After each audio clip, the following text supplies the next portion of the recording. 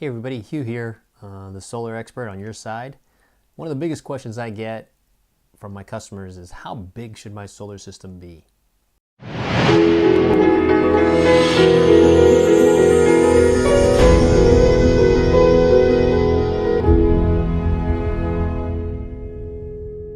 So one of the most popular questions I get is how big should my solar system be? There are a lot of factors that go into determining the size of your solar system, but the most important is how much you're consuming on an annual basis.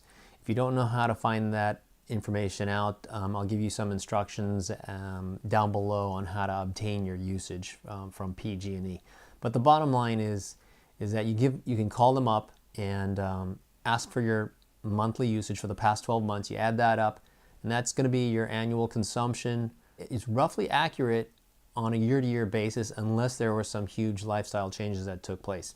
So a lot of the times we ask questions about whether or not there are any future changes that might be taking place, whether it's the children leaving the household, electric vehicles being added, appliances such as swimming pools or air conditioners being added to the system, transformation of water heaters from gas to electric, things like that. But once you have your annual consumption, that's the target that we go for in terms of how big the solar system should be.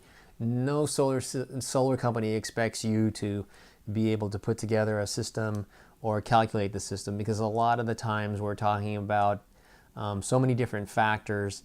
I mean, solar companies spend tens of thousands of dollars on technology to help us make those determinations. We have relationships with dozens of manufacturers for the best equipment to deliver the kilowatt hours that you need for your home.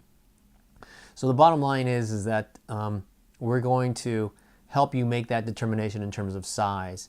Keep in mind, some people ask, should I go bigger and try to make money off the utility companies?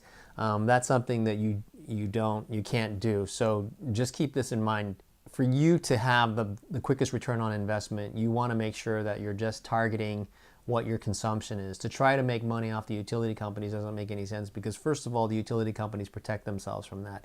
Any production beyond what you normally consume, they put in a provision in the net energy metering contract that basically says that if they owe you kilowatt hours at the end of 12 months of net metering, they get to change the rate on those kilowatt hours to some kind of a wholesale rate, which is like around 2 cents. And so you really aren't going to be able to make any money off of the utility companies. And plus, they make it a huge hassle in terms of receiving any type of fees for that. So when you're talking about spending thousands of dollars to install a system, you don't really want to be looking at trying to overproduce. The only time you would overproduce is when you think you're going to be making those future changes, perhaps adding air conditioners, or I had a customer that added 2 electric vehicles, and so they wanted to go approximately 140% of what we saw in terms of their consumption the year before.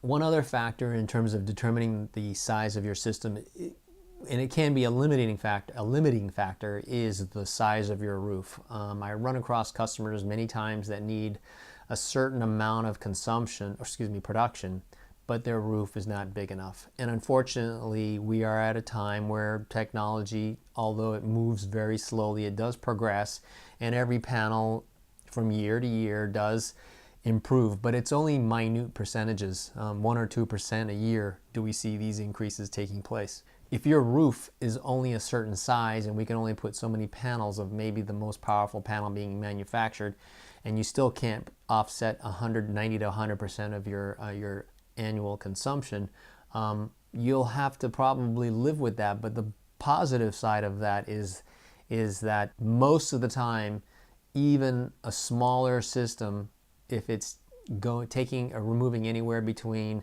30 to maybe 60% of your consumption, can be a huge savings, because it's going to keep you out of those higher tiers. Most of the time I'm seeing that a small system will at least keep the customer out of the 4th tier, sometimes maybe even the 3rd and 4th tier.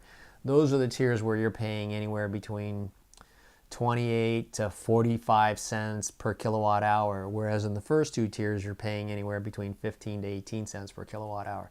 So if your solar system can get rid of the expense of electricity, then there's a good reason to even put on a smaller system. That's something you want to discuss with your consultant in terms of how big should your system be and what kind of benefits am I going to get, how long is it going to take to pay off if it's a smaller system. Hope that helps. I'm Hugh, the solar expert on your side. Thanks for watching. Please like or subscribe down below. See you next time.